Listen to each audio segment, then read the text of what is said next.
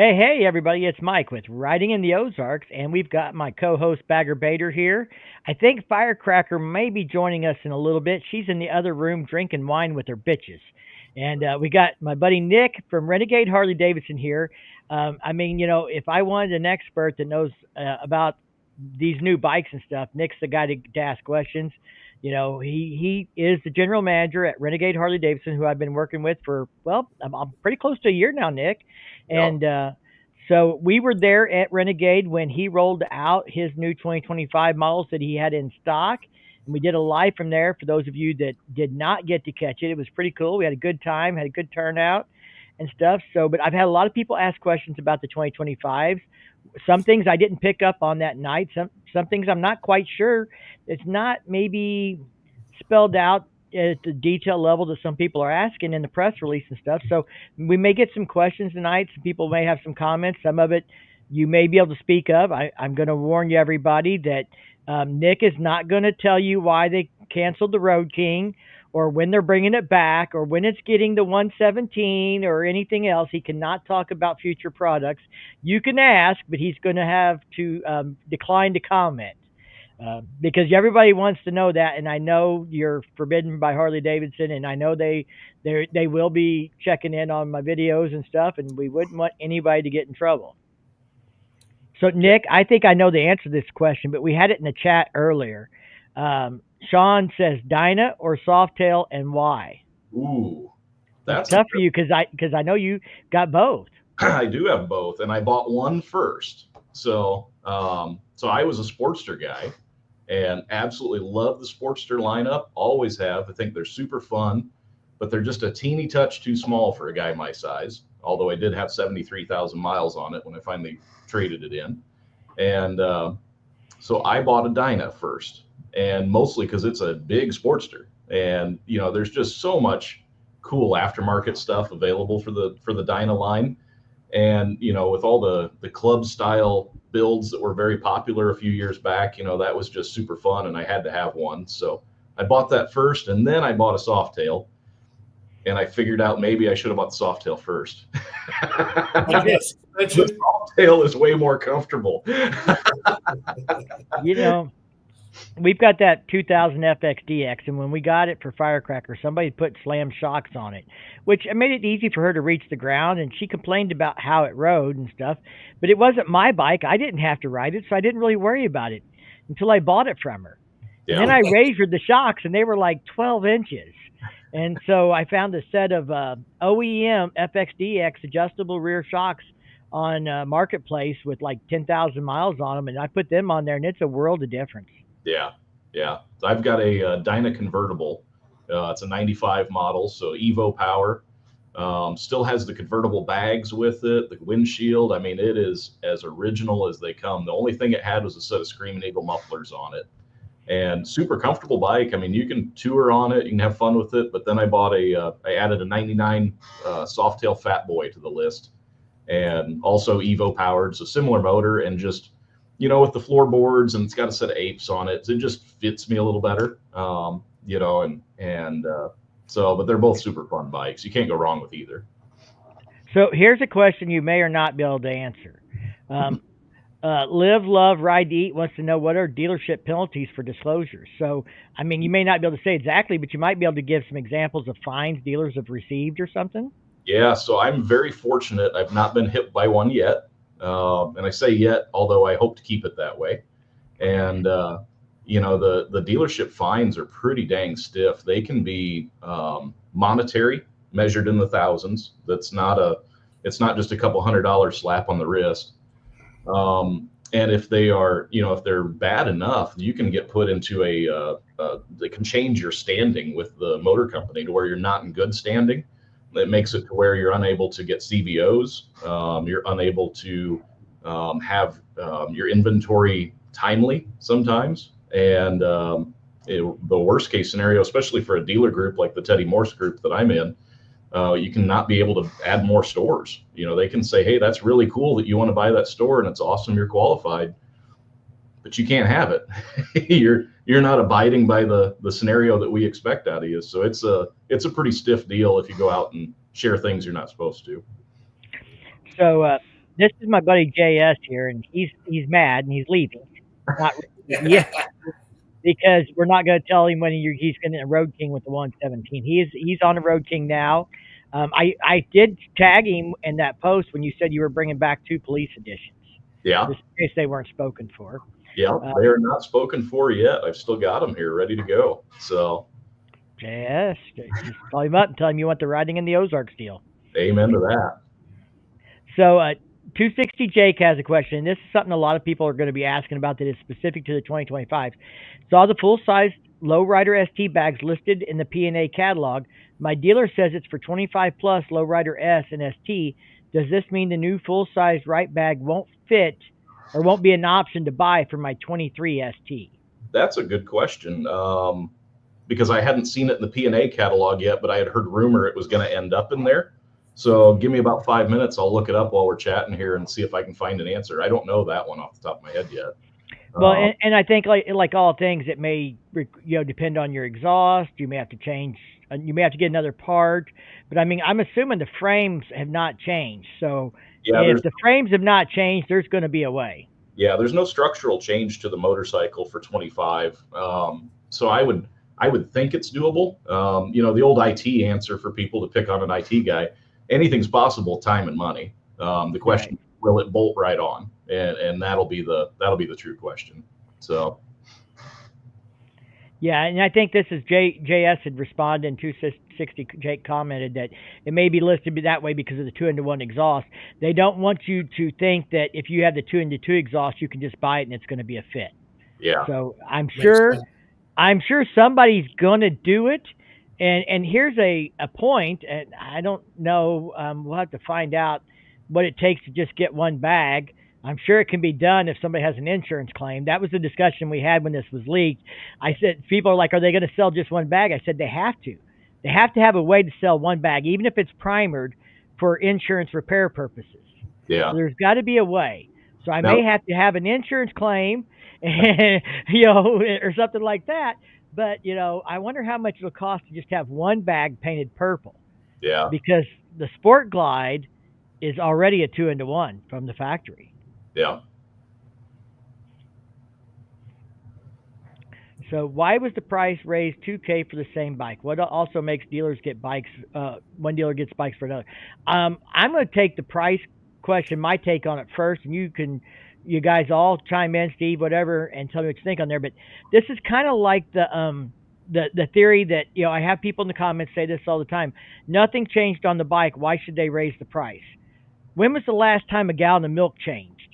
Since I've been a kid, it's been a white gallon of milk, but, and if there's something on the inside that's changed, I don't really care. It tastes the same, looks the same, but I ain't paying the same amount as I was 25 years ago. And inflation has something to do with that. Now, I said early on when I said it was time to buy a 2024 that they had actually reduced the price for like the 2024 Street Glides and Road Glides compared to what I thought a special was in a 23 model. So I thought they had dropped the price and given you more for your money.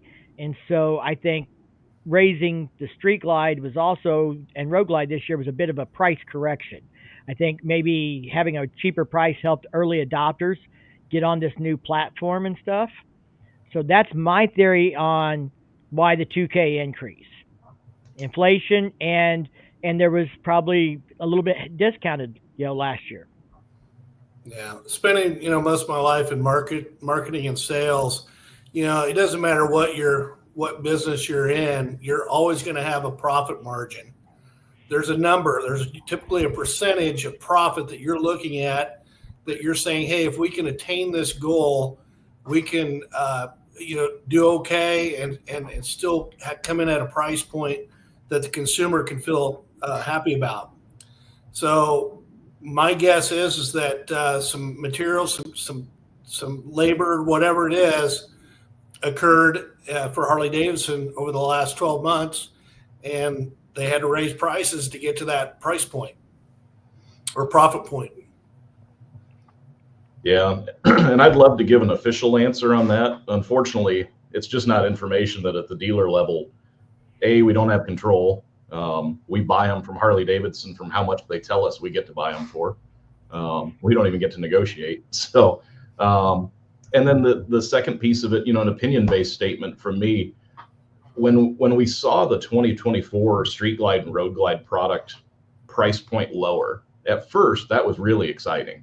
And from a dealer perspective, at least from my end of it, that was like, holy cow, we're going to sell a shitload of these motorcycles. Right. We already sell a good fair number of them out of our dealership here. But the idea of seeing a massive price correction was, super exciting. And then I slept for a night and I started to think through that. Okay, what else is going to happen? The old elementary school adage, for every action, there's a reaction. We go all the way back to Newton. He figured that out. And immediately, as soon as that information went public, the first thing that happened was we watched used bike values tumble. Used Harley Davidson values went down dramatically. I was equally subject to that. I own a 2022 Street Glide ST that I bought brand new, and I was considering trading for a new 24, and I could have traded my bike in the fall of 23 in the mid 20s range. January of 2024, that bike was worth 18 grand, just like one day to the next. As soon as the release came out, bam, it dropped in value. And so very quickly, two things happened. One, everybody that had a trade in and bought it during COVID, now all of a sudden is having a hard time getting out of it. And so we didn't sell the numbers we were kind of hoping for. And then the second part was, loan values dropped. And so dealer inventory was dramatically impacted because, the average person owns one or two Harley Davidsons, but the average dealership owns a couple hundred. And to watch them all tumble in value and go, holy shit, we bought them for this during the end of the riding season, getting ready for spring. And now I can only sell them for what they're worth. And even if somebody wants to accessorize it, I can't get a loan for them big enough. So I think, again, opinion-based statement, I think Harley is looking at that going, okay, maybe we went too far. And then I think as well, supply and demand, manufacturing cost, profit margin, there's, all that business stuff weighs into it too. But I think that's part of it. I think, whether or not they met their goal, I don't know. But I believe anyway, the intent was they lower the price and sell a boatload of them. And if they didn't get that number, they're going to chase that number one way or the other. Stockholders, unfortunately, will demand it. So, and then the second part of that question, what makes a dealer get bikes before another? Some of it's voodoo magic. About the time I think I've got it figured out, they all of a sudden change the rules, change the plan, or just, life happens. But some of it depends on inventory and, again, kind of that supply and demand side of it. How many bikes is that dealer selling and what do they have in inventory? And the motor company looks at our inventory. They can see our daily sales and see what we're moving out of here. And they can go, whoa, that guy needs more X, whatever that widget might be. And so sometimes they can divert, some production toward us, and we can earn the ability to sell some more bikes and have some more bikes. And then other times, you can think, man, if only I had one more Sportster, I could get that price conscious customer taken care of, and I just can't get it. And, and you can beg for it, borrow for it, plead for it. And especially during COVID, you'd watch the other dealers around you get deliveries and you're like, man, when's mine coming? And you may have it on order and just not get it. But a lot of it really comes down to dealership status. There's it's like anything else. If you scratch their back and you take care of them and you perform well, hopefully they return the favor. I've experienced a bit of that, but I've also had days where I was like, God, if only I could get that new model a little quicker, and so, some of it's just the way the ball bounces. So, Snake Skinner wants to know, what is your favorite for 25? Ooh. From each of us. Nice. Who wants to go first? Well, I love talking about bikes, so I'll snag that one in a hurry because I'm sure my wife's watching. My mom might even be watching, so if she is, hi, Mom. And the favorite. So my wife would love it if I bought a purple Street Glide of any variety. Now she really wants a purple CVO because I built a custom one for the dealership a year and a half ago and had it custom painted. And she was like, we need that in our garage. And I never heard the end of it. My entire hog chapter knows that my wife wanted it and knows that I didn't buy it for and I've never heard the end of it. I get love notes, post-it notes, sticky notes, all sorts of stuff, always reminding me that I did not purchase the purple CVO that she deserved and should have had. So my vote's for purple. I could go for the the Mystic Shift. I think that's pretty cool with their new custom colors on a Street Glide. But the Poisonberry color on the new Street Glide CVO, if I had unlimited funds, that's the top of the list. So that would be badass. Now that you gave us your wife's response about that you need that in your garage, I don't even want a Harley anymore. I want your wife. I am so blessed. This year we will have been married in May 20 years. And we started dating in high school, and holy cow, like I couldn't have gotten it any better. I absolutely outkicked my coverage, as they say. I have a friend that likes to say I'm punching way above my weight class. Yep, that's a good one. So Steve, I'll let you go next. Well, Nick stole my thunder, but we kind of chit-chatted about this before we started the live. The Poisonberry CVO Road Glide ST has had mixed reviews out on the interwebs. Now hold it. You mean the one with the graphics, not the Poison? Yeah, excuse me. Yes. Okay. With the red, gray, and black. Yeah. Some people don't like it. I just think it's a home run. I think it's badass. It's got a 3D dimensional look to it. I think it's real new age, kind of a progressive style of paint job. Makes it look like it's moving while it's sitting still. I just think they hit a home run with that bike. All right, so going with Nick's theory that unlimited funds, and I just get to pick one. I don't actually have to afford it. I'm not a Road Glide guy, but I would probably go with the CVO Road Glide ST, probably in the red. The red and black is not my thing. Not that I have anything against it, it's not my thing. So I'd probably go with the solid red. I wouldn't do primer. Sorry, Harley, I know, but that's just how I feel about it. But and the reason I would choose the CVO Road Glide ST is because I rode that thing on the track, and the track mode and some of the other things, and just riding that bike on the track, it was maybe a once in a lifetime experience, and it's something I won't forget. And having a bike like that in the garage, I could go out and try and recreate that memory on a back road, 2-lane highway somewhere, and have a lot of fun with it. So if they come out with the Street Glide ST, though, it's game on. A CVO Street Glide ST with track modes and stuff. It's going to be. I'm going to start an OnlyFans. I'm going to sell a kidney. Whatever I got to do. Love for sale. I'll take pictures of my wife's feet while she's asleep and post them on OnlyFans or whatever. Oh, hey, Nick, the other thing that I want to commend Harley on this year is when I look through all the different bikes and the color variations, I don't see a red that I don't like. I think they just killed the shades of red for this year's models. Having seen all the color chips at an event with Harley before the release, I feel this is their best color year they've done yet. Harley paint quality is exceptional and second to none, but sometimes their color choices look far better online than they look when I get them in the showroom, and I'm like, oh dear God, I've got to sell this. But this year in person, they killed it. So. Yeah, I mean, at least we didn't get ketchup this year. So next question. I'm sure we're getting way behind, so everybody's just going to have to bear with us. But so this is a technical question. The suspension's changed for the Lowrider ST, and I believe the suspension has changed for all of the models, all the Softail models.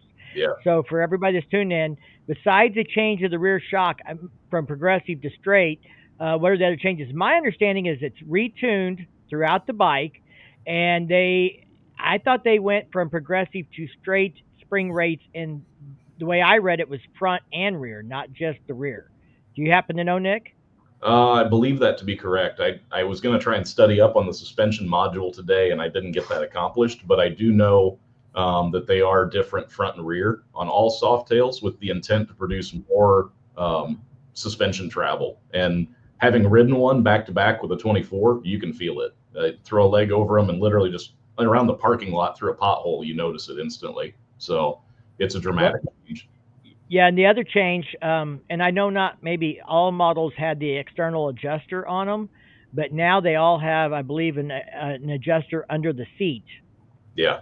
for preload. Yep. So, what's your thoughts on colors? I really dig the purple abyss. I think we kind of touched on the colors a little bit. I will say, seeing your street bob in purple denim, what I did, I liked it a little better than I thought I would. I mean, I'm not a big denim paint guy, and so it was better than I expected.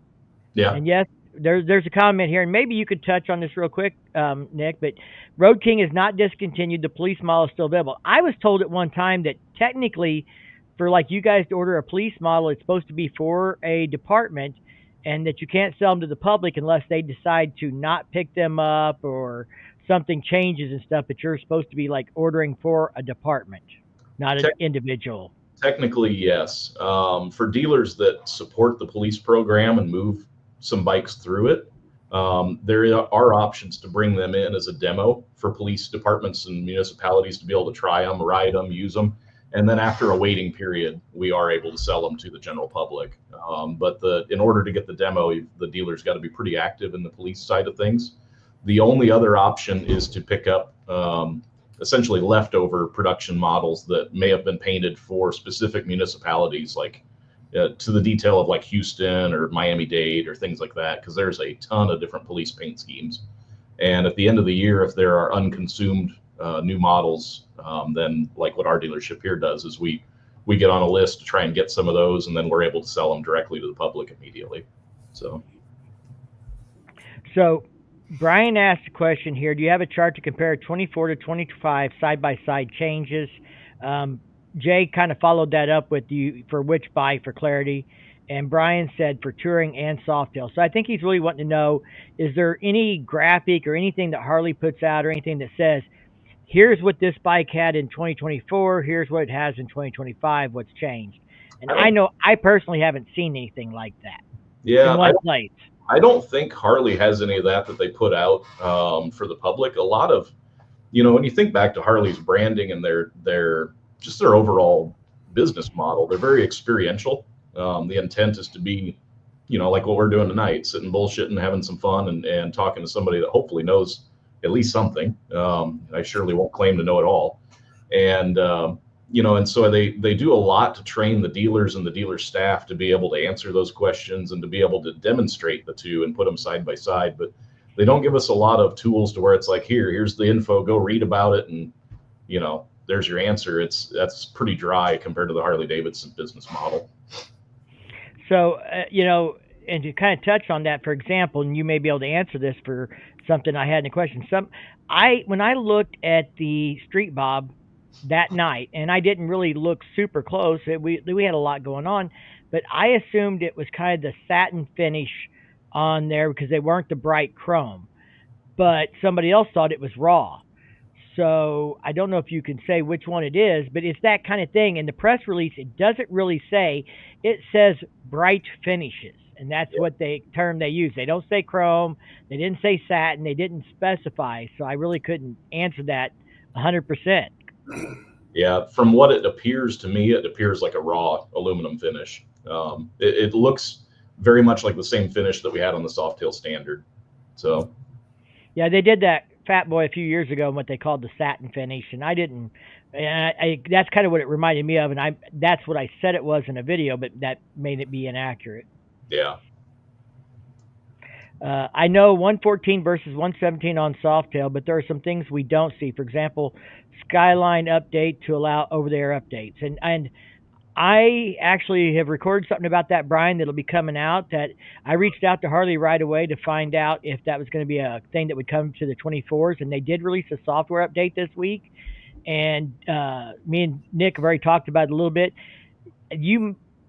You may be able to do those updates yourself. I am not going to recommend it. There's documentation on Harley's site about the process for technicians and stuff that people are doing these themselves, but I'm not going to be responsible for you bricking your bike. There's also stuff going around saying that it's covered under warranty on Facebook and all that stuff. I have not seen that from Harley Davidson. They did not tell me that. What I would suggest is if you have bought a bike from a dealer, call them and say, hey, if I drop this off, can you update it? And are you going to charge me, or is it covered under warranty? And see what they say. I mean, this process me and Nick was talking about, Harley says it's going to take up to 45 minutes. You got to have your bike plugged in with the tender, so because they leave it on while they're going through this whole process and stuff. And sure, you may technically be able to do it yourself, but if you screw it up, it's definitely going to be probably a chargeable thing for somebody to have to fix it. Anything to add to that, Nick? No, the only, without sounding like a commercial and going into a plug, I would tell you, especially when you're buying your motorcycle, like those are, the last thing you want to do is go in and think about the worst possible scenario that can happen after you own a massive toy like a Harley Davidson. But I would definitely try to get a feel for the dealership you're buying it from and find out, is it a dealer that's going to answer your phone? Is it a dealer that's going to help you out, that's going to work with you? Are they going to say, all right, hey, we're going to take care of you and we want you as a customer and you're important? Or are they going to railroad you through and say, man, we are the low price leader and there you go. You got yourself a great bike and awesome. Take that thing home 6 states across and see you in 5 years. That goes a long way. And, what Harley does on their warranty claim process and how they handle payment for some of that stuff.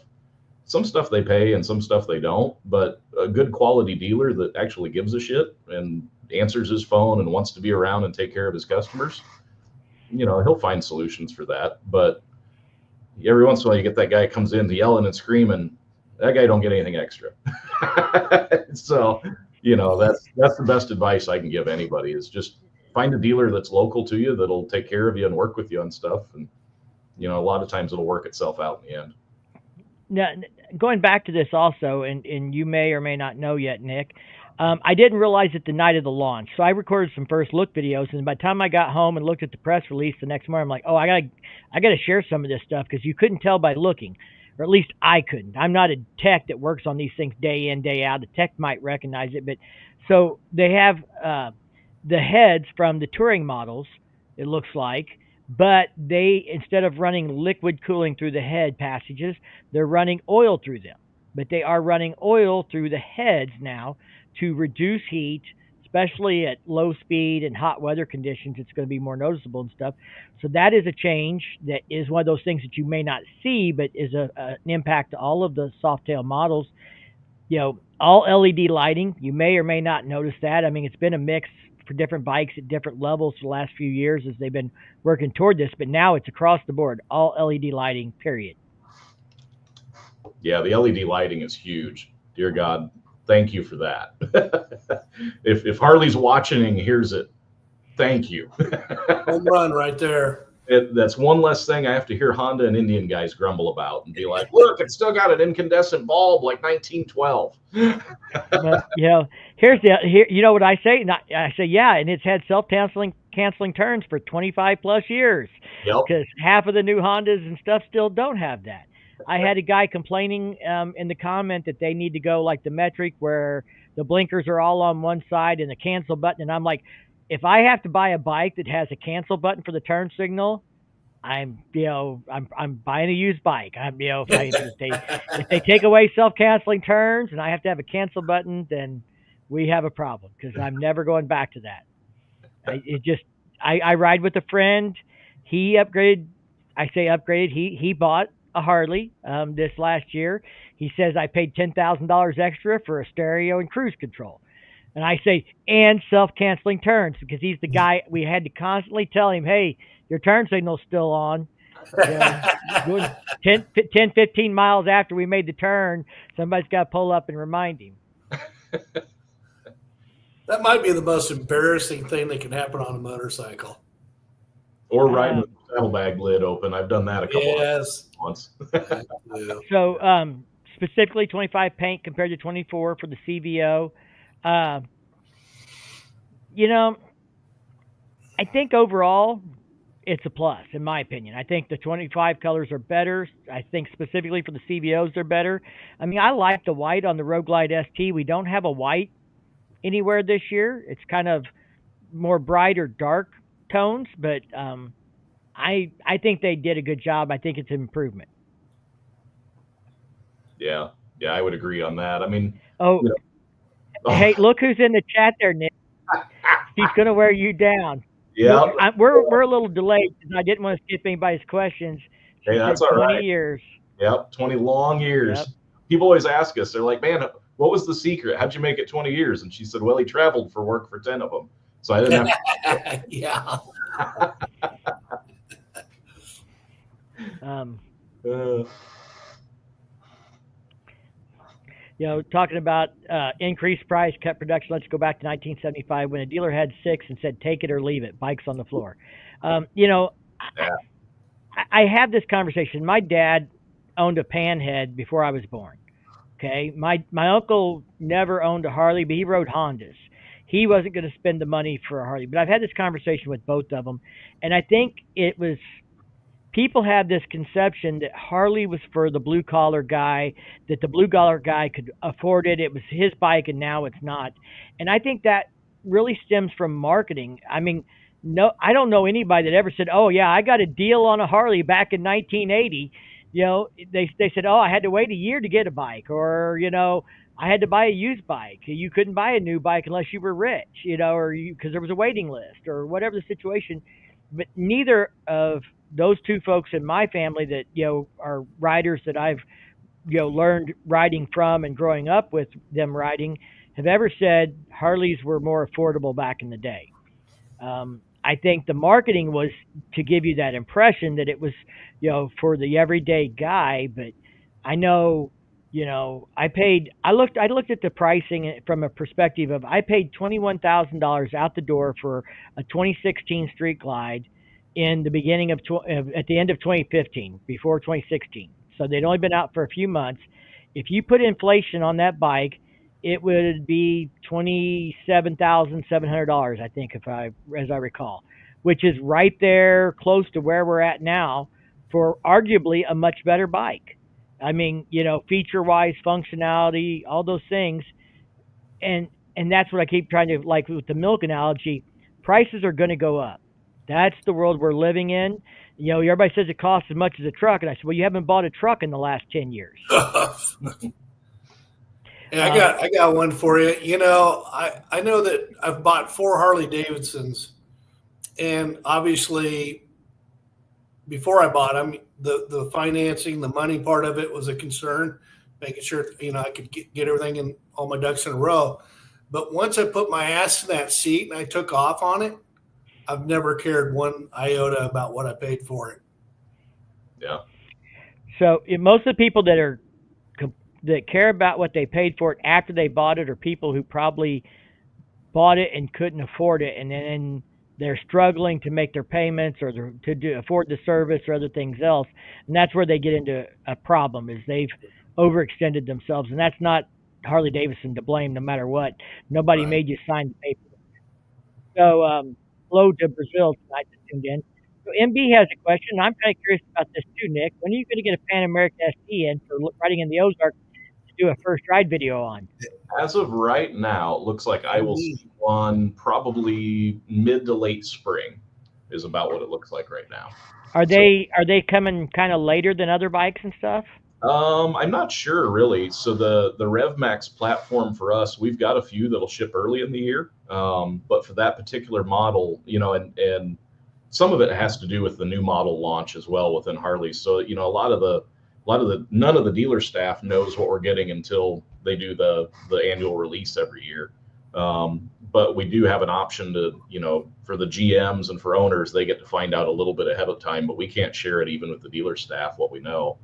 And so we don't even really get to pick and choose what models we get or what colors when we're getting new stuff. And then basically that stuff gets introduced into the network as it becomes available. So I'll be curious to see if that's all dealers or that might just be us or whatnot. Again, kind of voodoo magic of timing. I don't know if we're head of the line, middle of the line, or end of the line as to when they'll release, but we'll see our late spring. I if I have any pull at all, I'll pull on whatever strings I can in February to see if we could I could do a review on that bike if only my dealer had one sooner. That'd be see awesome. what we could do.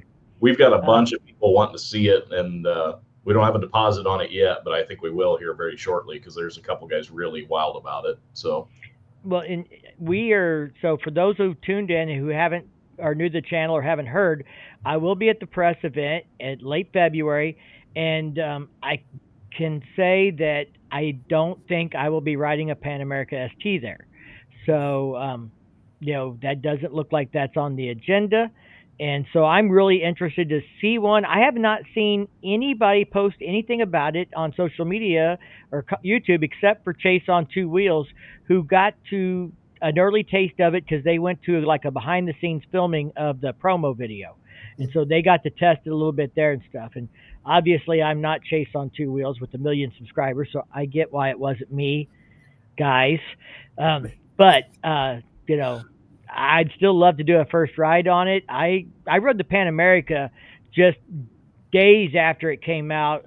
There was a dealer that didn't sell bikes but sold apparel, but they got a demo truck there before anybody else, and I went up and rode it, and I hit 100 mile an hour coming off the on ramp. Before we got to the bottom, I just did a little bit of sandbagging coming onto the interstate and let him get a little bit ahead of me, and I was like, wow, this is a game changer. If you haven't rode the Pan America ST, I know, Nick, you're a fan. You own one. I am. I like them. It's just not when I have to choose between one or the other, it's not quite at the top of the list. Yeah, and that was the same for me. It was a bike that, when it came down to it, I always chose something else over it until finally I was like, okay, I can't think of anything else to choose at this moment. We're going to bring one of these home and put it in the garage with the others because I'm that guy. And and so I added it to the fleet, as we'll say, and it is the bike I ride more than anything else. And it's for a couple different reasons. One, I think it's very comfortable. Two, it's extremely fun. I was a metric bike rider for a lot of years because I wanted something that was a little faster and a little more nimble and than the typical traditional big heavy Harley. And this kind of harkens back to that, but yet, I can go on a cross country trip on it super easy and very comfortably. And then the last piece of it, I don't give a shit about it. Like it is not a bike I go home and polish. It's not a bike I go home and wash. In fact, I try to run it through mud holes just because it looks cooler when it's dirty. So I ride it to work. It sits out here in the sun all day. It gets hailed on, it gets snowed on, whatever. Who cares? It's just fun to ride. So, right on. So, so I know the ST has 17-inch wheels, which was something I predicted. Looked like a different front fender, a different seat. At launch, right after at launch, not that night, we were looking at it. I don't know if you went back and got to watch the whole stream and stuff, but we had people asking about the seat height, and there was some stuff missing on the website at the time about the seat height. But it does look like they have lowered the seat height just slightly, but not a lot there and stuff. Anything else noticeable about the ST that really is different than what it is for the shorter windshield? Anything else I'm missing on the ST that's kind of separates it from the Pan America? Some of the other stuff that's a little different on it, it's some smaller stuff, but there's no bread box in the exhaust. So the Pan America Special has a secondary chamber right behind the catalytic converter and up under the swing arm there. And the ST model doesn't have that. It's just straight back into the muffler and out you go. So I expect it to sound a little different because a lot of the aftermarket exhaust eliminates that bread box as well. So curious to hear one. Do you know, is that like to make it a little bit quicker? I think it's a weight reduction effort. And the other piece of it is that two-chamber muffler design is what makes that bike eligible for like out in federal like forestry lands and stuff. It doesn't have a spark arrestor, but with the multiple chambers, it's okay to ride. And so I think they put this together assuming that no one's going to use it that way. Are they assuming that somebody's going to stop for a U.S. Forest Service agent when they're on a Pan America? Well, so I bring that up because for anybody that doesn't know, I started in the Harley business in 2021. And my first day on the job, I had a very notable customer who's a great friend of mine today. But he and I met on my day number one, and I started in May of 21. So the Pan America had launched 3 days prior. It was on our showroom floor. And that afternoon, I was watching the sea of people coming in, and I wanted to just help. And so I convinced my sales manager at the time, hey, I just want to go out and just see if I can, see if I can just help people answer questions, direct traffic, whatever. So long story short, I get this customer who asks me, after he asked me so many other questions that I was able to answer. I had studied, I had done everything I could before I started the job. But he asked me, does this bike have a spark arrestor on it? And I'm like, oh shit, I don't know. and he looked at me and he goes, well, what are you doing on the showroom floor? Who hired you? And I'm like, and I literally felt this tall. I was like, okay. It took me 4 months and I got that customer the answer to his question. And then I tracked him down when he was in the store in September that same year. I said, hey, I don't know if you remember me. And he goes, yeah, I remember you. You didn't know anything. I'm like, you're right. I'm that guy. But here's how they do it. And he's like, oh, okay. I don't really care. I just want to see if you knew. Well, look who has joined the party.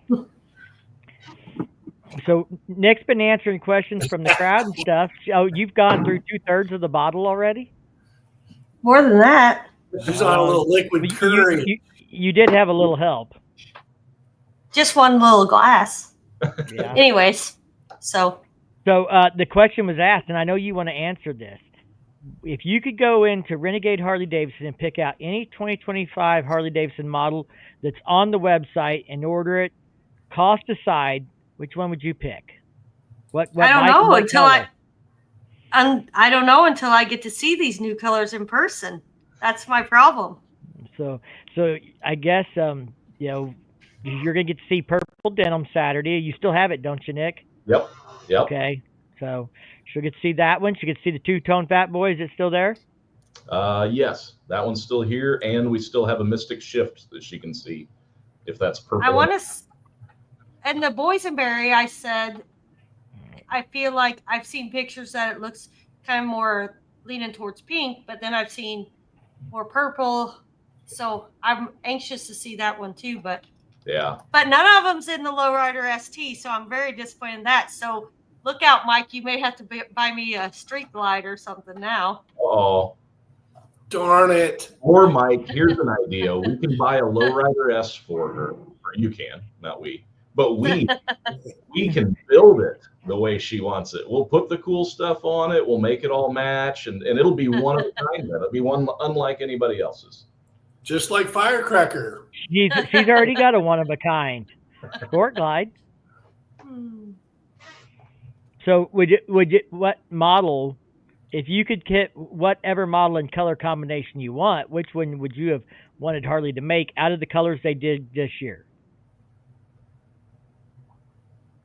What model I would want? Yeah, not based on the colors, but if you could pick a model and then pick a color, even if they don't have it, but it has to be a color they came out with this year. What model would be your favorite model, and what's your favorite color? What I've been wanting is a Lowrider ST, but now I'm leaning towards, do I want to move up to a street glide? So luckily, you've got your old street glide that I'm gonna one of these days take out and test it out and see. Okay, so I guess you're gonna That's have to my write honest answer. When you having demo days, Nick? We have the demo truck here on the first weekend in June, the same time we are hosting the Mid America Regional Harley Owners Group rally. So well, we'll be in town. Nice, yeah, it's going to be a big deal. So we're expecting at least 1,200 riders from across about 10 to 12 states. So should be a lot of fun. Oh, we had that on our calendar. Yes, we will. We are planning on being there. Let's see what other comments we've got here. So I think the people missed that besides paint or increase in engine power, HD always does internal changes or improvements that are not visible to the customer. And I think there's a lot of that. And I think this year with the launch, they kind of depended on dealers and the website. They depend on customers to look for themselves and kind of, I think, doubled down on content creators getting this information out. Their promo videos didn't really talk about the changes to the bikes. They just showcased them. Yeah, I would agree with that. I think Harley, for whatever reason, doesn't always take credit for a lot of the advancements that they put into these things every year. So, they rely on us to kind of find some of it. So, we went to the press event last year, and that was just a week or two after the launch. It was pretty fast after the launch because we were there. Well, we were there a year ago today, so and the launch was about the same time. So like a week later, we were at the press launch, and we stopped at a photo op opportunity to take pictures of the bikes and stuff.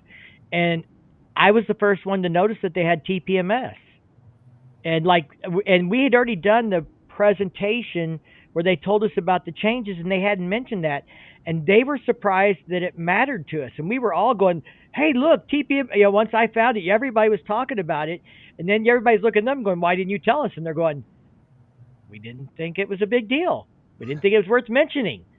And so I think there's some of that still, that they focus on certain things, and maybe they don't realize that some of these little things that people are more in tune to than they realize. Yeah. I've had a lot of comments because I've made sure everybody knows that we've got TPMS on the Softails now. I think that's a big improvement. Ride mode, safety enhancements. I think a lot of the things that they're doing are, improvements. Things that maybe I won't say are huge noticeable changes, but they're moving the needle. Yeah, I would agree. In the right direction for sure. So, Two Wheel Boomer said the 24, and he meant 25, touring models are identical. No. And I think the Road Glide, the Street Glide, the Road King Specials are all pretty identical to last year, and they were all carryover models. Yeah, they're all pretty dang close. I mean, there's some really minute differences. I mean, we're coming down to like details of like the finishes on the switch housings, going from gloss to a satin finish and some of that kind of stuff. But for the most part, the touring models went unchanged.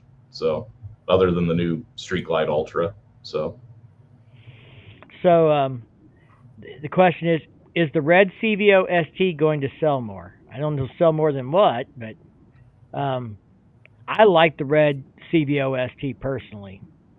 Mm-hmm.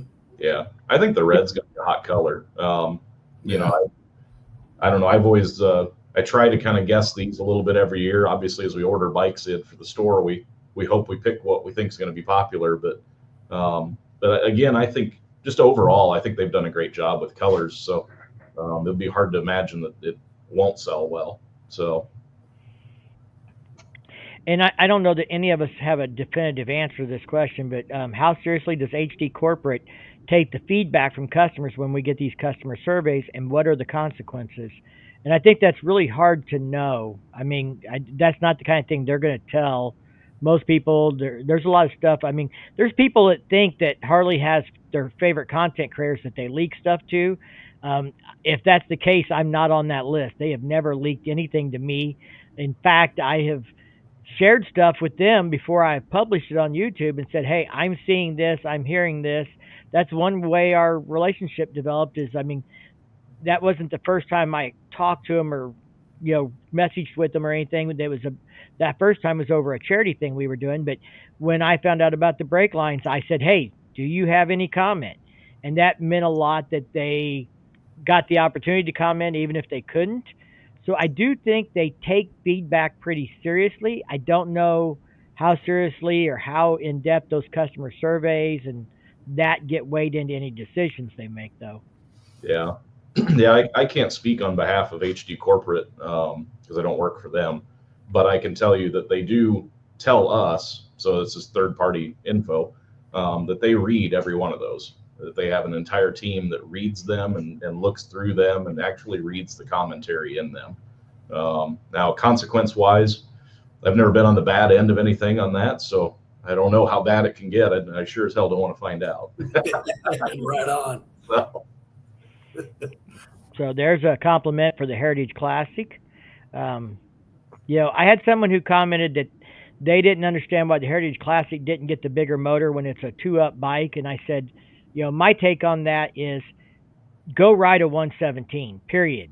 You ride one of these 117s. I'm riding a bike that's, I would argue, is probably 150 pounds or more than the Heritage Classic with the 117. So I'm carrying more weight, and we go 2-up on it, and there's no concern about it not performing or having enough power because we're two up. When she gets on the back, I can't tell any difference. I don't think that's a concern for that. I think, like I explained, I think the design, like Harley said, was to make different power for different intended customer bases, what people are looking for. People looking for the Heritage are not typically looking for the fastest bike they can get. Yeah. Harley Davidson should have upgraded the breakout to a 121 high output. Well, I don't know that. I don't think they're going to put anything onto a 121 high output till the CVOs get something bigger. I think the way it's going to be. They can't rob from the CVO customer base without losing them by giving that motor to somebody else, in my opinion.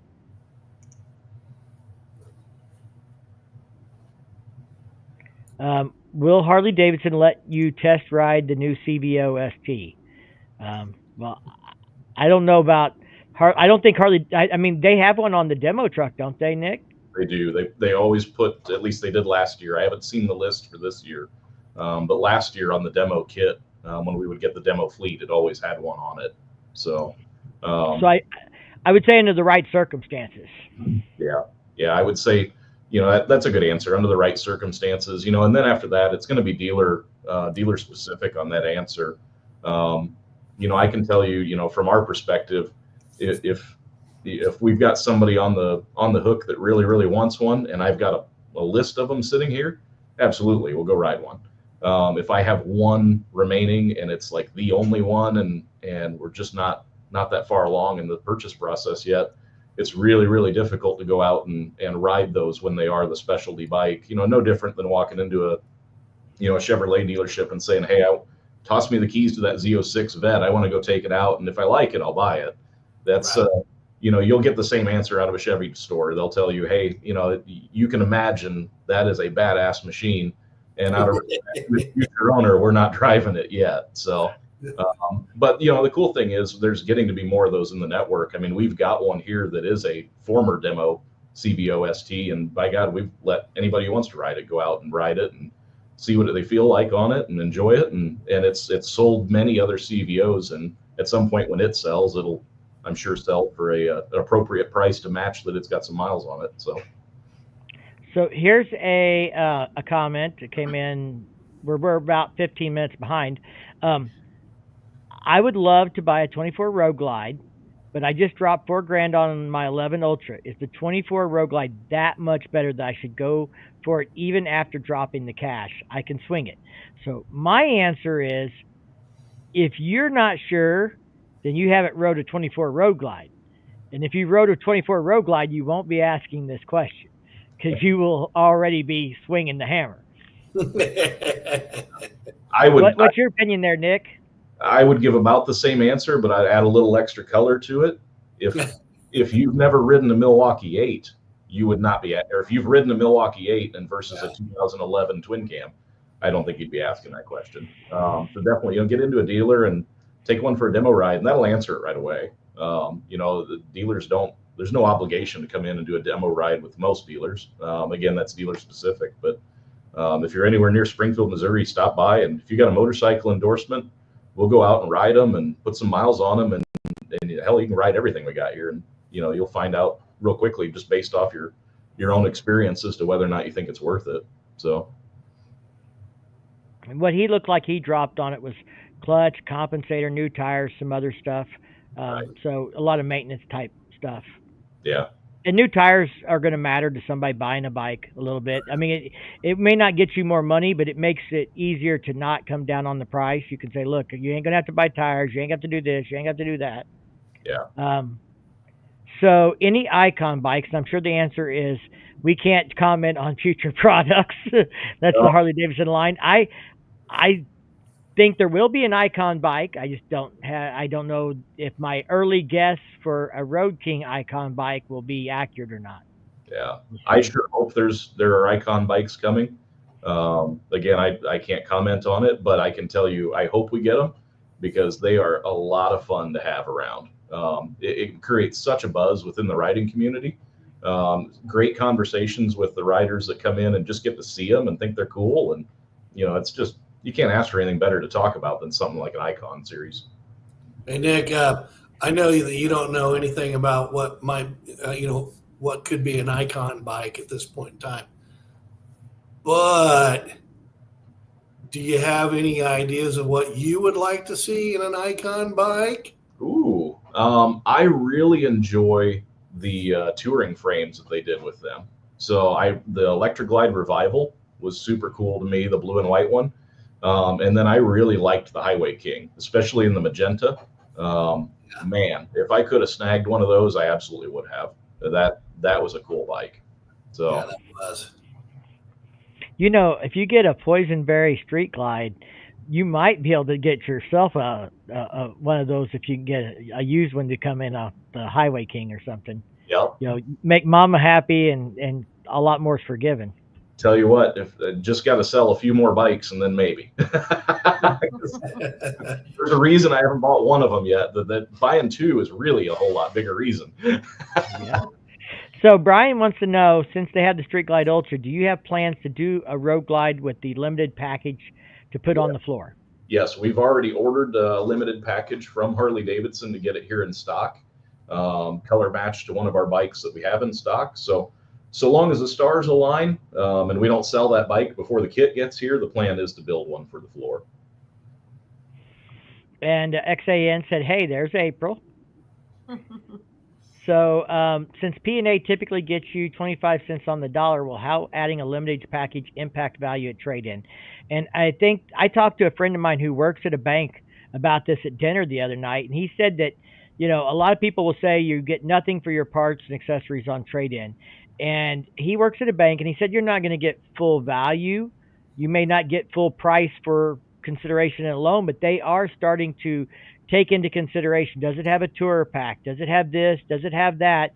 It's no longer as simple as, oh, it's a Street Glide and everything you put on it doesn't matter. The MSRP was this and the book value is that. That these add-ons are starting to get weighed into that value sum at banks. So how does it work for you guys there at the dealership?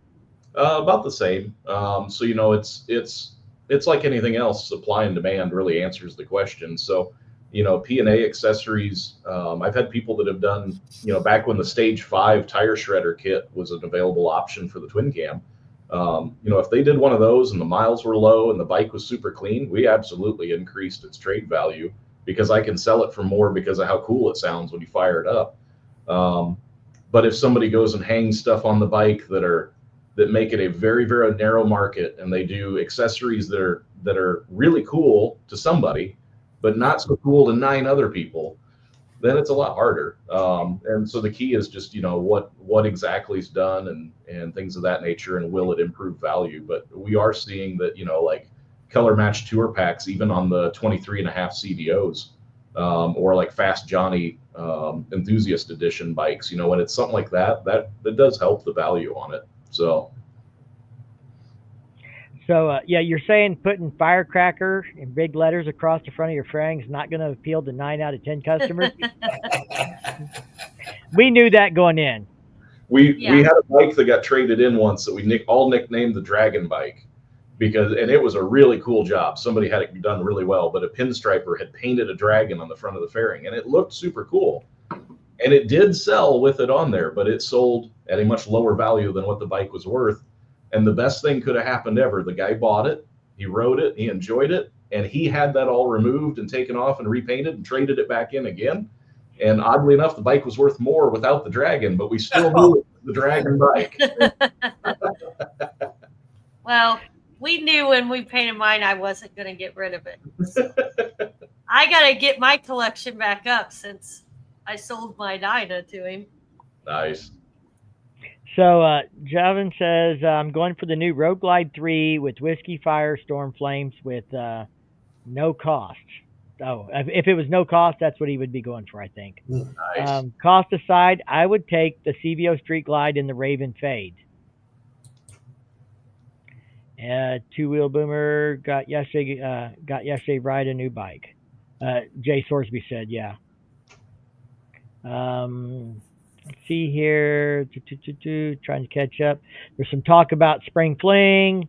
some talk about Cycle Showcase. For all that don't know, Cycle Showcase is coming up quick, weekend after next.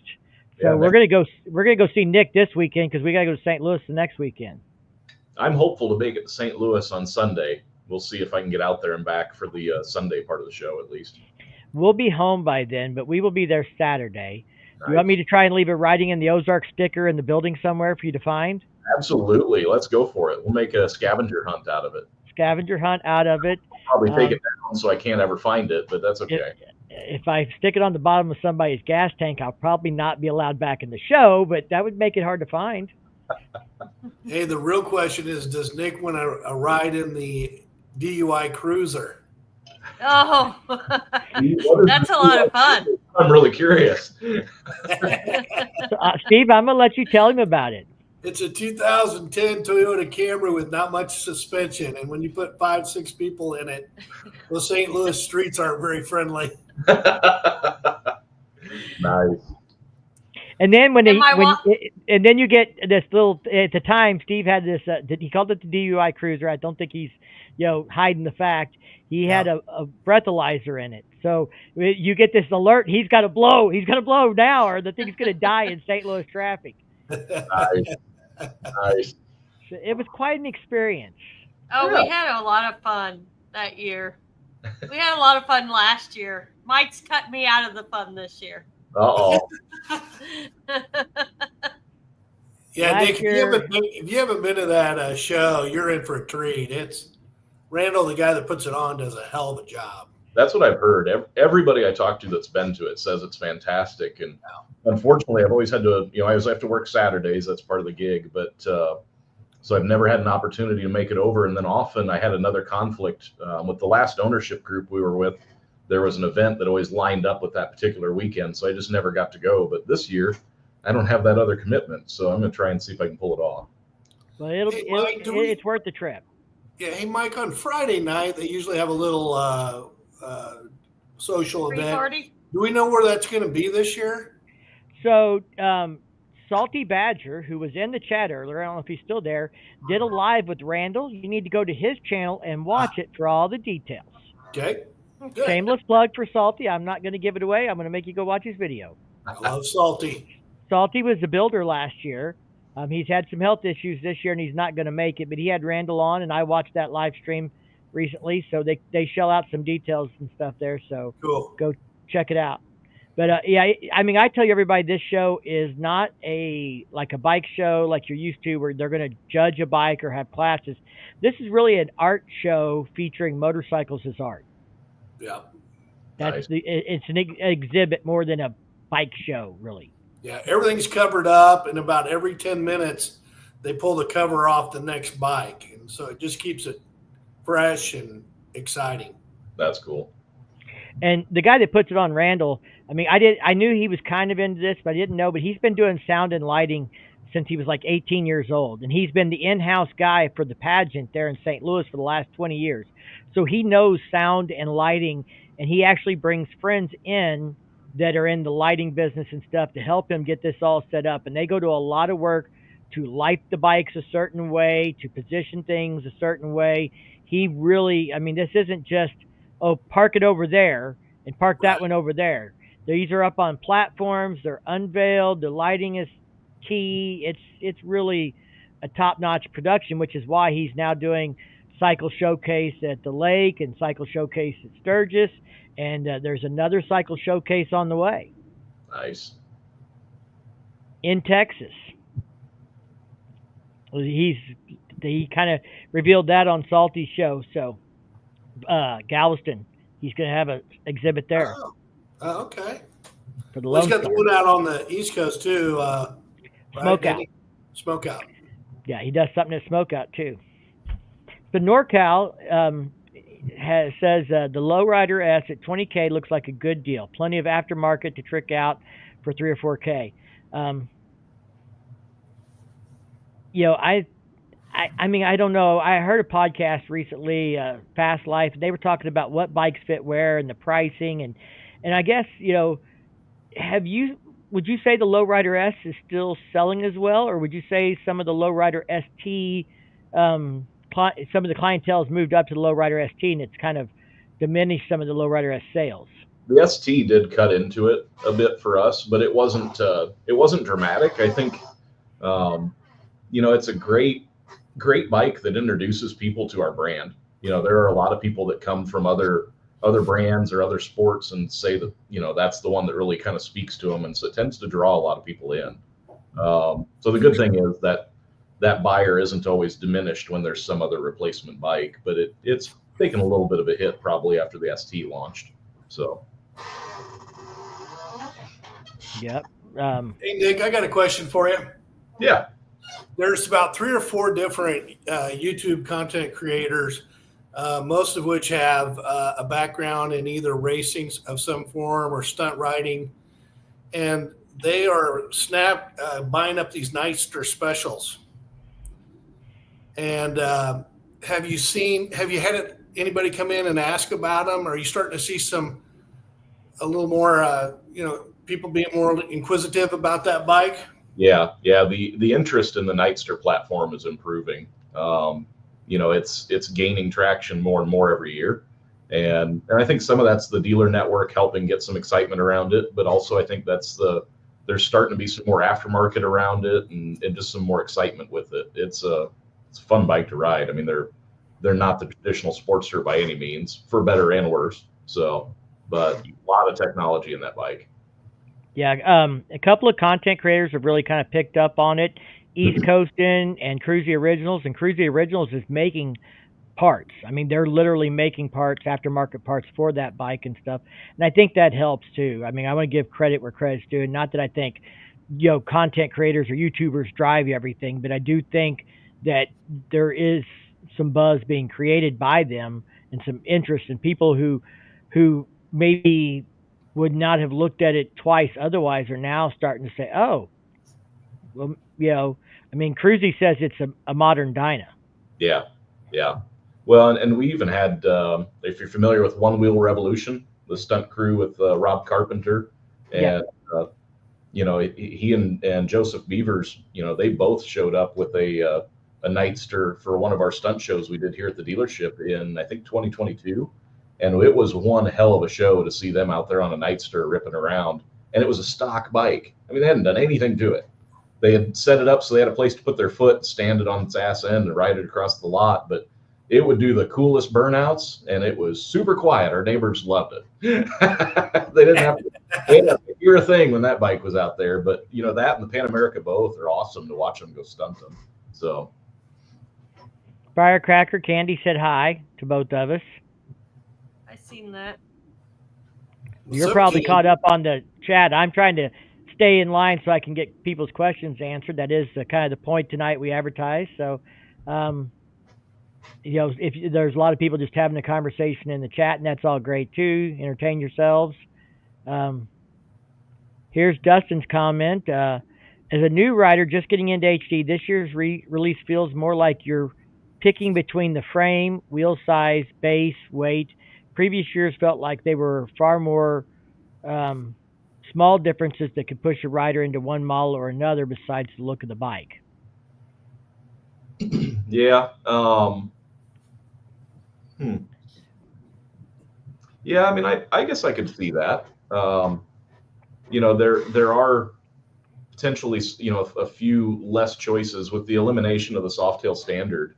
Now it really is. I mean, you pick a size and then that's the model that's available in that size. But, you still really have kind of the key and core families, touring family, the Softail family, adventure touring, and then the sport family. And, at the end of the day, I mean, a heritage Softail, although it's the biggest Softail that they offer compared to a Street Bob, which is now the smallest Softail, they do ride surprisingly similar, and both can be essentially taken apart and built up to look like the other with enough P&A on it. So it is very much similar, the underpinnings that are there. So, truly at the end of the day, you gotta ride a couple of them, sit on them, and figure out which one really speaks to you. But definitely you don't want to buy the wrong one, because you're going to want to kick the damn thing over every day you walk in your garage. So get the right one. It sucks if they get the wrong one. Yes, it does. Yeah, I mean, there's a lot of comment about like starting on the wrong bike and you outgrow it too fast. If you start on Yeah. maybe a Sportster when you should start on something bigger, and there's a lot of debate to that, and I don't think there's a one size fits all answer there either. Yeah, there's no right answer to it. It really comes down to that individual rider and the level of risk they're willing to take and where their comfort is and things of that nature. So I don't know if you know the answer to this, but it seems like, I'll just go back 10 years ago when there was 5 or 6 different options just in Sportsters. And it seems like to me the number of options you can buy today is a lot less than it was 10 years ago. yeah, Do you see that as a plus in terms of selling? I think the simplification. I mean, let's face it, America as a whole is really simplifying. Um, there's fewer options even on computers. You used to go to the Best Buy, and dear God, to pick out a new laptop or a desktop was a massive undertaking. Now you really can't go wrong depending on which one you choose.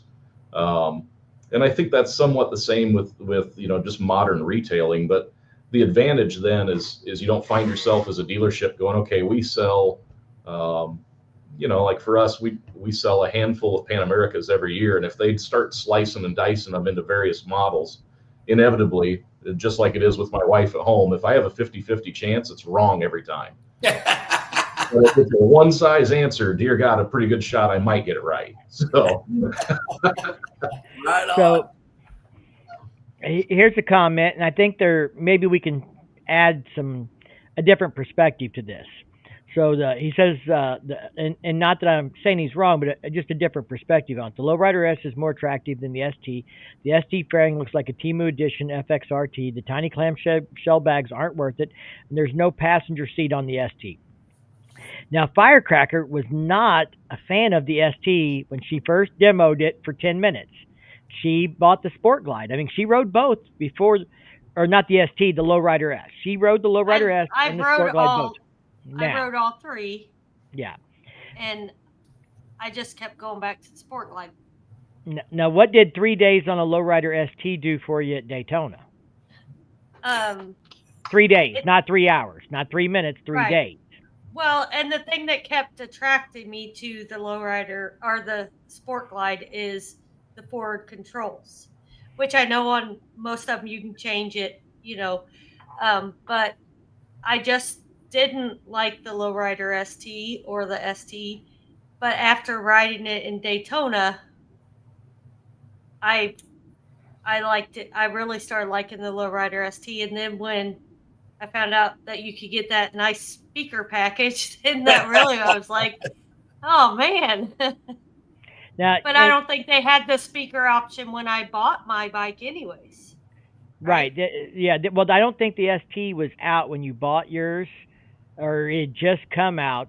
You rode it after you'd actually bought yours. The Lowrider S is kind of what you were back and forth on, but kind of my point of this. Some of this is you can ride something for 5 minutes, and that may give you an impression. If you're an experienced rider, you may know right away this isn't for you.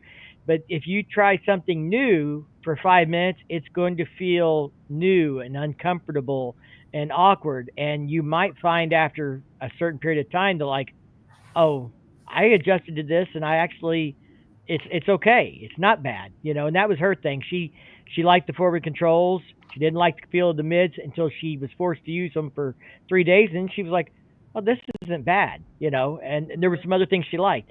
Now, the clamshell bags for her were not a problem because she came off of a Dyna with leather saddlebags that had very small openings to be able to stuff anything in them, So they were an improvement. They might not be an improvement if you came from a touring bike, but coming from what she came from, it was an improvement.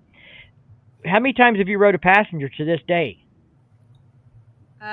Just when we're at a rally and I want to No, go I mean, drink. how many have you rode? Not when you how rode many passengers? I've never rode a passenger. I have no desire to ride with a person behind me because I'm fine by myself and I need that space for my stuff. So, no. But now, she's got 30,000 miles on motorcycles in the last couple of years, and she's never had a passenger on there once. The passenger seat means nothing to her other than it's a place to put a bag. I mean, that's strap it on, and she's got a trunk. Oh, well, I rode on the passenger Right. seat on my bike that time, and nobody would want to ride passenger on that seat. Bullshit. I'm going to get on there at Spring Flame. Oh, I can promise you, you will not want to go. And we're going to go up that big hill. Oh, are we? No. From the cat house. Nope. But Steve, who bought a Tobacco Fade Lowrider ST from Nick at Renegade, I won't say he won't ever ride a passenger, but 95% of his time he's riding solo. Yeah. And so he's even looking at getting, I think we're going to give him the Chop Tour Pack off my Street Glide. That's solid black, just for when he's doing cross country or bigger hauls and he needs a tour pack. But I think he's going to get that mount where you move it forward and the tour pack mounts up behind the rider, so it's like a backrest for the rider. That's how often he's going to ride a passenger. So, I mean, I get some of those things are a detraction for some people, but there is a market for some people that those things mean absolutely nothing about. They don't have an impact. And I think that's just what we all have to remember when we don't like something about a bike is it just means it doesn't fit us. It doesn't mean it doesn't fit someone. Well, and most of your, like when you go to a rally and they have the truck there, a demo truck, you don't get to go ride that long. So personally for me, sometimes I feel like if you got to ride it just a little bit longer, you could figure out really if that's what you want. My biggest thing is I like my comfort. But I'm a person big on music, so it makes a difference to me if there's a way that I can have music, because I feel it relaxes me more. But I've gotten a lot better since I've got my full face helmet, modular helmet. I do use my Cardo unit to listen to music more than the speakers, so it's actually turned into it's not as big of a deal to me to have it on my bike. But shameless plug, where'd you get that helmet at? Renegade Harley Davidson. Or I'm sorry, it should be Teddy Morris Renegade Harley Davidson. Teddy Morris Renegade Harley Davidson. Sorry. Yeah, she's had that helmet for a year, Nick. And I know. The first thing she did together. Yeah, she has wore that helmet more than she has wore any helmet, like consistently. Like there would be times she'd be like, I'm gonna wear my 3/4. Now she just puts the full face on. I mean, I don't think she hardly wore a different helmet all year. She likes that helmet that much better. Yeah. So Cornbread, one of the subscribers on the channel, and he's a team channel member and stuff. He's a Road King guy, and I don't know that you can speak to this, or maybe you can have an opinion on it, maybe you can't. But he wants to know why the Road King Special is being totally ignored by HD. And I think a lot of people are asking why the trikes didn't get upgraded, why the Road Kings didn't get upgraded. I can comment that when I had the conversation with Harley last year, they said that there's what they look at as an adoption rate, and some buyers of some type of motorcycles are going to adopt to the new infotainment center and the new styling faster than others, and that's why they rolled that out to those models first. Yeah. And I don't know if that's having any impact as to why the Road King's not getting it yet. Yeah, I wish I knew that as well, because it's I would love to see updates on the Road King Special. I think it's a fantastic motorcycle, and I've got a handful of customers that really are ingrained in that particular lineup, and they aren't interested in something with a fairing, but they're all kind of in the waiting game of saying, man, when is my time to trade in? Because right now it's, there's not the update yet. And then on the flip side, there's others that say, hey, I don't want the new angular fuel tank and all that stuff. So, I'm sure Harley has a strategy with that in mind, and they've taken it into consideration, but it'll be interesting to see what happens next. So Daniel's got a Nightster. Aftermarket's been slow developed with these guys working with the bike. I'm excited to see what parts they come up with. There's been a lot of talk about Road King STs and CVO Road Glides in the chat there on the side, if you haven't been keeping up with that. Yeah, so that's another thing, that spoke wheels with tubeless tires. So that's a big thing I mentioned in my video on the street, Bob, and a lot of people might not have. I didn't catch it that night till I read the press release. But yeah, the spoke wheels are tubeless. Yes, they are the same design as what, or similar anyway, different spoke count, but very similar design to what the Pan America uses, as well as what the CVO road glides have been using since I think 2021 now. So a really cool design where it's that tubeless spoked wheel. So Brian asked, you already talked about Icon Collection. Any predictions for mid-year release, CVO trike with new tins and infotainment center? And I know, obviously, Nick, you can't comment on new products, so we'll let everybody else chime in on this. And I don't know if Firecracker will have an opinion. I mean, there's a lot of people. Everybody wants to see their bike as a CVO. That's the fact. I mean, if you're a trike guy, you want to know where the CVO trike is. If you're a Softail guy, you want to know where the CVO Softail is. If you're a Road King guy, you want a CVO Road King, unless you're JS, and then you want a Road King ST because he doesn't want to pay for a CVO. But I think there will be some kind of mid-year release. I think we're definitely going to have an Icon model and Enthusiast. They've done those every year. Initially, when they talked about like the Enthusiast or the Icon, I think one of them, they said there would be 1 to 2 a year, and they've only done 1 a year. And so I think they'll continue to do 1 a year. I don't think we'll see 2 a year unless the economy kind of turns and sales pick up, and then maybe they'll consider doing 2 of these a year. But I think there will be some kind of new model at mid-year release. I just don't know if it'll be a trike or if it'll be a big change. The 23.5 CVOs were kind of a big deal, but I really felt like that's because they just weren't quite ready at launch time, so that's why they didn't come out till mid-year. And they didn't come out with a CVO Street Glide or Road Glide at launch time. They waited till mid-year to release those. They were missing from the lineup, basically. I don't really feel like we have something missing that they're going to bring out at mid-year as a CVO. I feel more like we're going to get something different if we get something, at mid-year. I kind of thought after seeing the Street Glide Ultra that maybe the Road Glide Limited package is a Band-Aid, a stopgap until the new tour pack is ready and everything else. So maybe we'll see a mid-year release, full Ultra, full Road Glide Limited, whatever, with the new tour pack and speaker pods and all the things that everybody's bitching about that the Ultra is missing.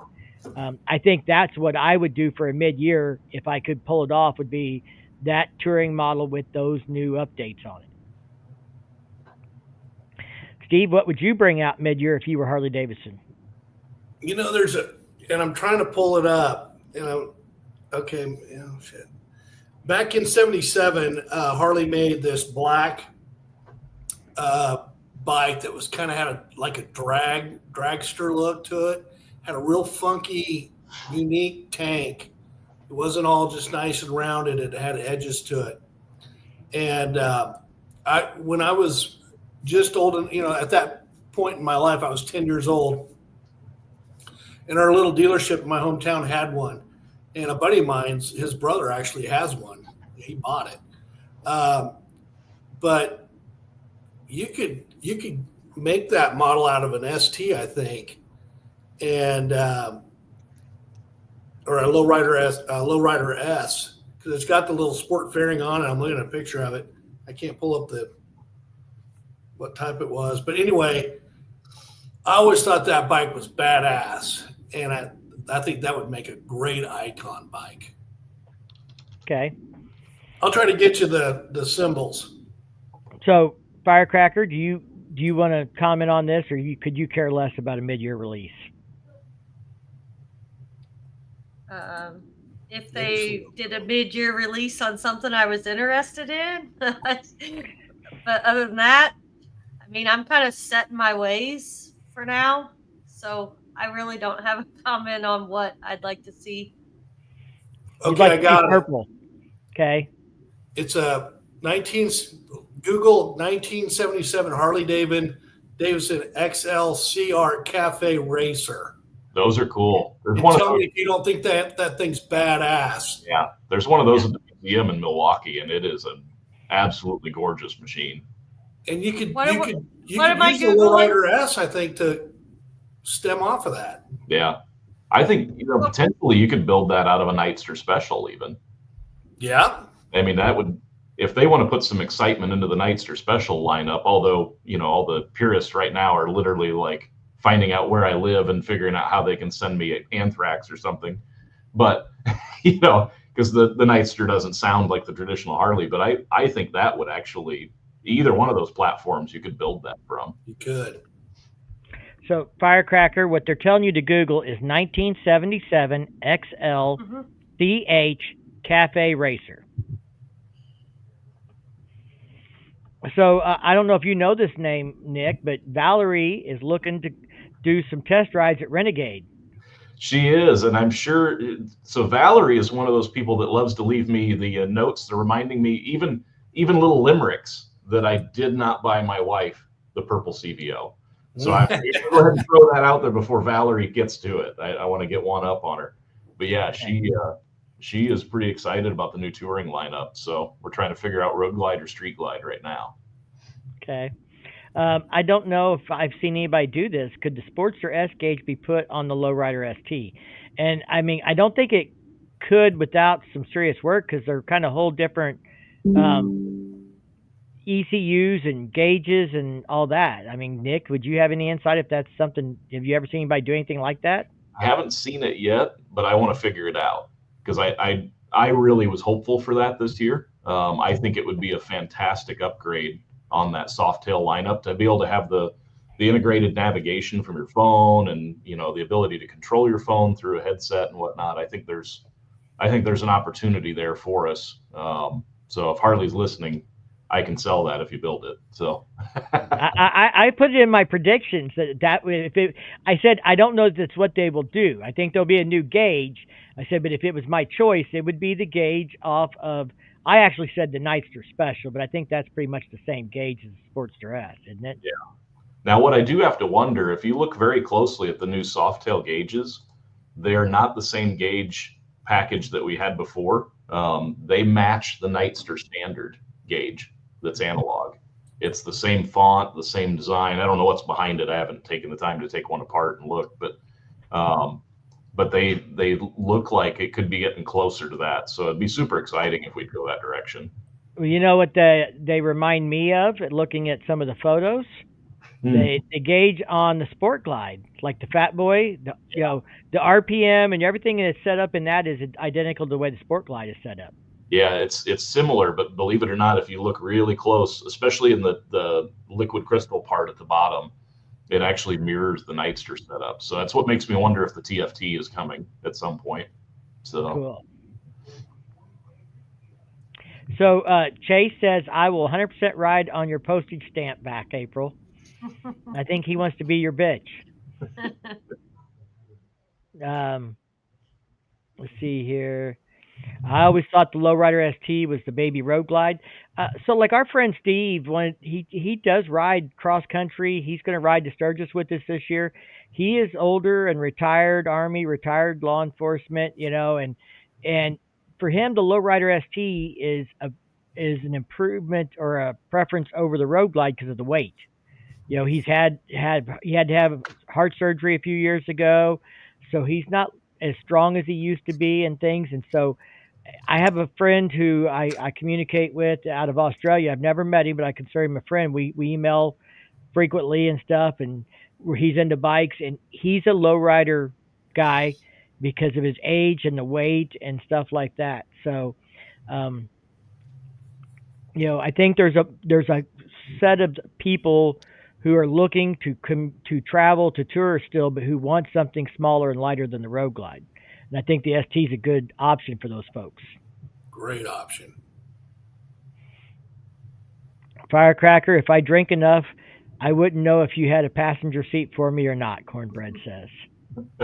We got to meet Cornbread in person. I'm going to just tell a quick story because, being a content creator, is kind of sometimes a different perspective, but we get to know these people online. We see these comments and stuff. But last year, Cornbread came to Arkansas and met up with us at Switchback Bar, and we got to sit and visit with him and his lady and, have a drink and really kind of get to that personal connection thing. And that's probably the most amazing thing about being a content creator. I hate to use the word influencer or YouTuber, but is like getting to know these people and then getting to meet them, and you've already developed this friendship and this relationship and stuff. And we've met so many great people. I mean, Tiffany Renee came into the chat here tonight. I got to meet her last year at the press event. She's got a great channel. um, it's stuff like that. You meet somebody for one day, but we talk throughout the year and comments and live streams and build relationships and stuff. And that's probably been the most rewarding thing from being a content creator outside of riding the CVO Road Glide ST on a track with the Wyman brothers. That's going to be really, really hard to beat. Brian says, Firecracker, make a trip to Sturgis, go to Hill City. They let you take the bike for an hour. Well, Nick will let her take a bike for an hour too, I bet you. So she could probably talk him into it. I'm pretty sure I let one of them go all the way to Arkansas for a weekend. I don't remember that happened. I mean, I could have slept. It happened with 600 miles, baby. Yeah. Hey, 600 miles in less than 3 days. Yep. I might have been riding behind him too for a second or two until I couldn't see him anymore. But Firecracker has been to Hill City. She rode. Oh, by the way, did you tell Steve what I told you tonight? About what? Mike?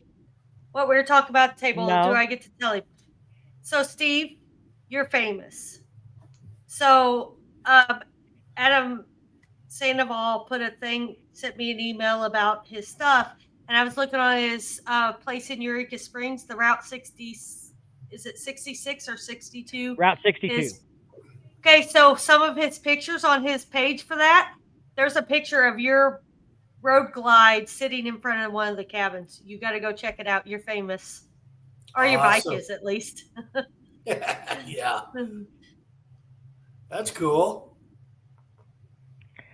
So, I'm going to share another little quick story here. I had a comment on the Street Glide Ultra review video I did, kind of, first look. And the guy was kind of upset about stuff. And I wasn't trying to defend Harley, but I was trying to get him to maybe look at it from a different perspective about, what it had. Yes, it's missing some things the Ultra Limited had, but it's priced cheaper, blah, blah, blah, those things. And he ended up emailing me, and we had a conversation back and forth, and he asked my opinion on some stuff. And I said, have you rode one yet? Have you gone and rode a 24 yet? And he had not. And I said, go ride one and then tell me, how you feel about this and what it's worth. And I just got an email at 8:09 tonight. So I want Harley Davidson to know I sold another bike for them somewhere in the world because he went and rode a new Street Glide, and the bike is so much more refined than my 2 Road Glides. I'm really impressed. So I made the trade for my 21 Limited for a 25 Street Glide Ultra, Whiskey Fire, black on black. I'm stoked. Thank you for your videos, blah, blah, blah. He has a question about exhaust, which I'll get to him later and stuff. But, I mean, I sold the bike, but all I really did was talk him into riding the bike, and then the bike sold itself. Yeah. And so anybody out there that hasn't rode one of these new bikes and you want to talk about why did the price go up or what's it worth or what's not worth this or that, all I can say is to really have a good informed opinion on the matter, you need to really ride one. If you ride one and it's not for you, then cool, great. But if you haven't rode one yet, I can't tell you how much of a difference it is that you're going to feel until you just do it. It's not something that, I can tell you all day long, but you're not going to feel it until you feel it and you ride it. And then you're really going to get it. So it's cool when you get videos like that or you get questions like that. And I didn't try and sell a bike. That wasn't the intent. My intent was for him to try it and have a little open more mind about it and experience it for himself rather than just look at it on a piece of paper and say, well, it doesn't have this and it doesn't have that. And it's not worth this or it's not worth that. Kind of like Steve said, I've never put my ass in the seat and worried how much the payment was this month once I took off. Yeah. Bill says spoke wheels are a pain in the ass to clean. No thanks. None of that. That's why I don't wash the Pan America.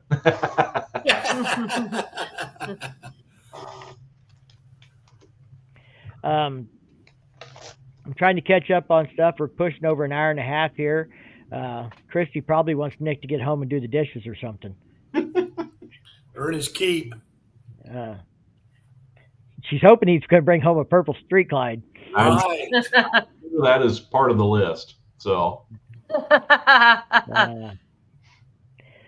Jay said, Steve, check your Insta. He sent you something.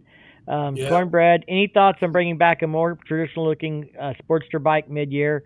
Bring some heat on the Indian Scout. I guess, Nick is a dealer. I mean, what would you like to see the motor company do to compete more directly with the Scout lineup, or do you think they need to? I think, since we got rid of the Sportster 48, that was one of my favorite bikes to sell here at the dealership. The Iron 1200 was fun. The Iron 883 was great. But the Sportster 48 drew in a whole different customer. And ever since we lost that particular product, the Sportster S doesn't really fill that mold, even though it's a fat tire Sportster. But a quick retune on a Sportster S with some laced wheels and a very kind of old school looking tank, and get that, give that Indian Scout a run for its money would be a fantastic product. Yep. So Daniel commented he was glad to see the soft tail gauge match is nicer standard. And I do think some standardization, like the controls and some of that stuff, gauges, features, and functions, is a good direction to see Harley Davidson moving in. There's going to be some change from a soft tail to a Street Glide, but you're making that gap smaller every incremental change. Yeah. The photo that Jay sent me was a Sportster S that had a cafe style fairing on the front, and it gave it that 1977 cafe racer look to the bike. It was pretty badass. That would be cool. Tiffany Renee said, yeah, that was awesome. The riding the CVO STs. Yeah, that's going to be right up there. There's a lot of side chat here. I think I finally caught up on the chat. So we're caught up, everybody. It's been an hour and a half. I think we've answered some questions, shared some thoughts on there and stuff. Nick, I really appreciate your time and the fact that you've let us starve you to death so that you had to eat M&Ms. Ones though, man. I mean, we're not sponsored by them. I'm probably getting in trouble. Who knows? They'll blur this out someday, but bring me those. Food is my love language. So, just side tip for customers. So if you want a really good deal on a bike, bring him a fresh pan of brownies. Yep. Still warm and gooey with a cold glass of milk. Yeah. Yep. Firehouse cookies. I mean, we can go on and on with all the food stashed in my office.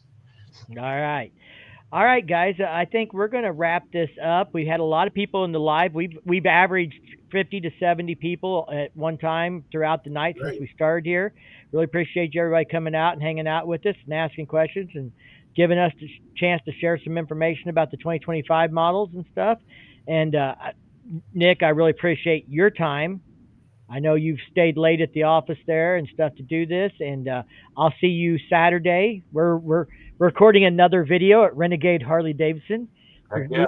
We might be back in the dyno room. Ooh. Sneak peek. I better go sweep it then. Yeah, I was going to say, you might want to tell them to run a test print. Let's check the toner. For the video, I literally had to add some color in the lines where it was faded to make it a little more visible. We'll see what we can come up with then. So yeah, see if they got a fresh toner for that thing. Yeah. Well, I do appreciate the invite on here. This has been a lot of fun. So yeah. Well, we'd love to have you back sometime. A lot of this is, we try and provide value to our audience and stuff, but a lot of it's just having a good time and visiting and shooting the shit and talking about what we could or couldn't do or would do if we could do anything we wanted. Yeah. So yeah.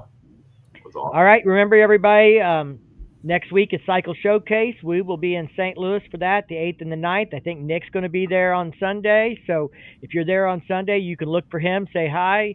If you're there on Saturday, look for Firecracker and tell her hi. She's the star of the show here. So Yeah. make sure you take stickers with you, because everybody needs to ask her for a sticker if you see her. Yep. And Hey, you got somewhere for me. So Yeah. But if you're a girl, isn't it called a pasty instead of a sticker? Depends on Maybe where I should get some of those made. Viewership's going to go way up. Yeah. Take them to a strip club and have the girls wear them. I got some ones. All right, guys. Thank you, everybody. Y'all stay safe. Keep on riding, and we'll see you in the next one.